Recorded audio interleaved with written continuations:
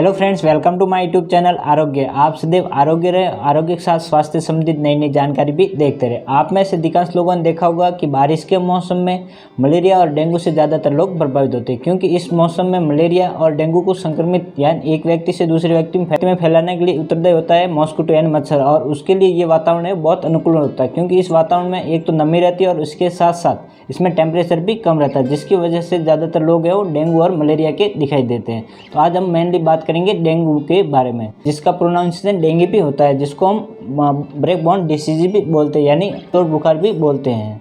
तो डेंगू है क्या? तो डेंगू एक वायरल बीमारी है। तो इसमें हम दो चीज़ देखेंगे, एक तो डेंगू वायरस के बारे में देखेंगे और एक मॉस्किटो है जो कि डेंगू वायरस को एक व्यक्ति से दूसरे व्यक्ति में ट्रांसफ़र करने के लिए एक उत्तरदायी होता है। तो आप मेन देखेंगे पहले डेंगू वायरस क्या है और इसके बाद हम देखेंगे मॉस्किटो के बारे में। तो डेंगू वायरस एक फ्लेविरिडे इसकी फैमिली होती है और सिंगल स्टैंडर्ड आरएनए होता है। इसी के साथ साथ इसके 4 सीरोटाइप होते हैं, जिसका नामकरण किया जाता है, जैसे सीरोटाइप 1 है, सीरोटाइप 2 है, 3 और 4, मतलब 4 सीरोटाइप होते हैं। जैसे कि एक जाति में अलग अलग प्रकार के लोग होते हैं, तो वैसे ही डेंगू जो वायरस है उसमें अलग अलग प्रकार के सीरोटाइप होते हैं।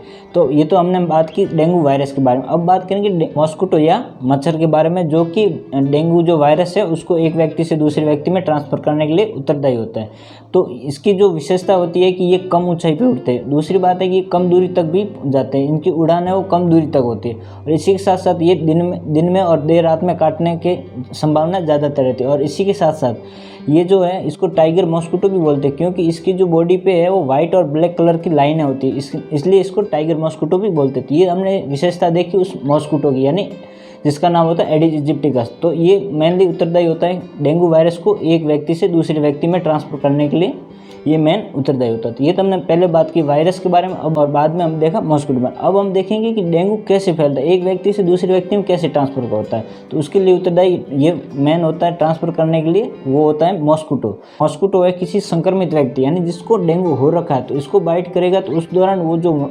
वायरस है, जो डेंगू का वायरस है, वो वायरस मॉस्किटो के शरीर में प्रवेश करेगा। और इसी के साथ साथ मॉस्किटो जब जाके स्वस्थ व्यक्ति को बाइट करेगा तो उसके शरीर में वो प्रवेश कर जाएगा और इसके बाद है स्वस्थ व्यक्ति में वो अपनी संख्या बढ़ाते हुए डेंगू कोज करेगा, यानी डेंगू के लक्षण प्रकट करेगा।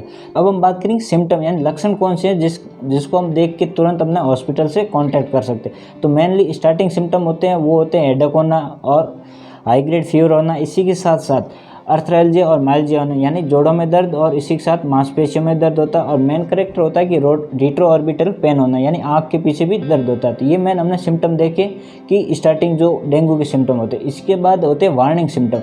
तो वार्निंग सिम्टम हमें एक तरह से वार्निंग देते हैं कि आप जिस व्यक्ति को डेंगू हो रखा है वो डेंजर कंडीशन यानी एक तरह से सीवियर कंडीशन में जा सकता है।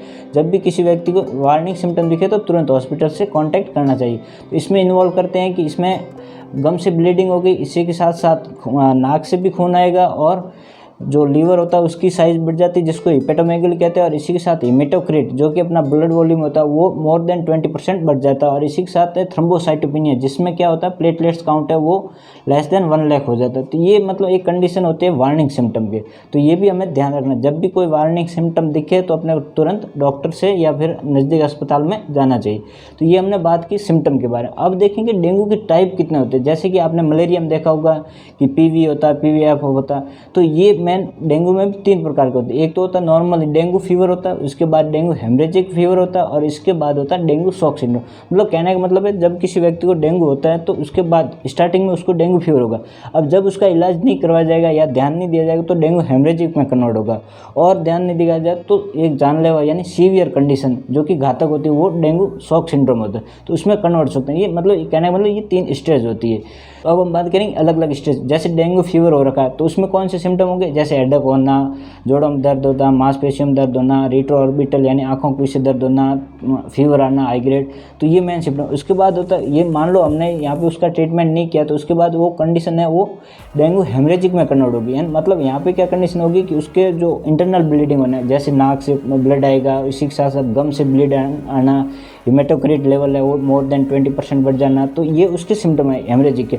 अब यहाँ पे वार्निंग सिम्टम भी अपने को फिर जो मैंने आपको बताया। इसके बाद यदि अभी ट्रीटमेंट नहीं किया जाता तो उस व्यक्ति उसमें फ्लूइड की कमी हो जाएगी, जिसकी वजह से उसको शॉक सिंड्रोम यानी बीपी कम हो जाना, पल्स रेट कम हो जाना, तो शॉक सिंड्रोम कन्वर्ट हो सकता है, जो कि एक तरह से सीवियर कंडीशन होती है डेंगू की।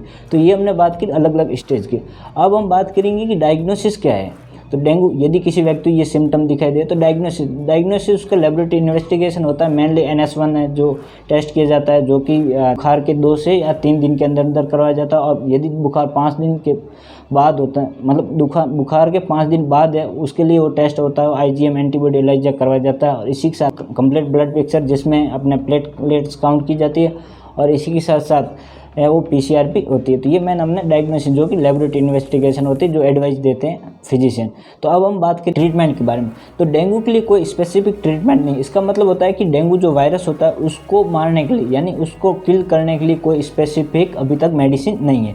सिर्फ सपोर्टिव ट्रीटमेंट किया जाता है, जैसे कि आपको बुखार आ रहा है, हेडेक हो रहा है या जोड़म दर्द, तो उसको कम करने के लिए मेडिसिन दी जाती है। और इसी के साथ यदि शॉक सिंड्रोम है तो उसमें फ्लूइड इंटेक यानी IV फ्लूइड है वो भी प्रिस्क्राइब किया जाता है। तो मेनली डेंगू वायरस पर कोई मेडिसिन अभी तक अवेलेबल नहीं है, सिर्फ सपोर्टिव ट्रीटमेंट किया जाता है। इसी के साथ साथ ज़्यादा से ज़्यादा तरल पदार्थ है वो प्रिस्क्राइब किया जाता है, जिससे क्या है कि बॉडी में फ्लूइड की कमी ना हो। तो ये मेनली अपने देखें ट्रीटमेंट के बारे में। अब हम बात करेंगे बचाव के उपाय क्या है। तो बचाव के उपाय के लिए हमें ध्यान रखना है कि एक तो वायरस होता है और एक मॉस्किटो। तो वायरस के लिए कोई स्पेसिफिक मेडिसिन नहीं है, तो मेन हमें ध्यान रखना मॉस्किटो। और मॉस्किटो में ध्यान क्या रखना है, या तो बाइट होने नहीं देना या उसको पनपने नहीं देना। पनपने के लिए उत्तरदायी होता है एकटा वाटर, यानी जो बारिश के मौसम में ज़्यादातर पानी इकट्ठा होता है तो वहाँ पे पनपने की संख्या ज़्यादा है, यानी पानी को इकट्ठा नहीं होने देना। यानी जैसे कि कूलर है, छत पे रखी हुई खुली टंकियाँ, तो वहाँ पे जो मच्छर है वो ज़्यादातर पनपते, तो वहाँ पे टाइम पे पानी है वो चेंज करते रहना। और इसी के साथ साथ मॉस्किटो रिपेलेंट और मॉस्किटो स्प्रे भी यूज़ करें, और अपने शरीर को ज़्यादा से ज़्यादा ढक के रखें, जिससे मॉस्किटो है वो बाइट नहीं कर पाएगा। और जिनको डेंगू हो रखा है तो ज़्यादा से ज़्यादा तरल पदार्थ पिए, जिससे बॉडी में है वो फ्लूइड की कमी ना हो। और इसी के साथ साथ वो आराम करें, जिससे है वो जल्दी से जल्दी ठीक हो जाते हैं। नॉर्मली जो डेंगू फीवर हो रखा है तो वो 7 से 10 दिन में वो रिकवर हो जाता है।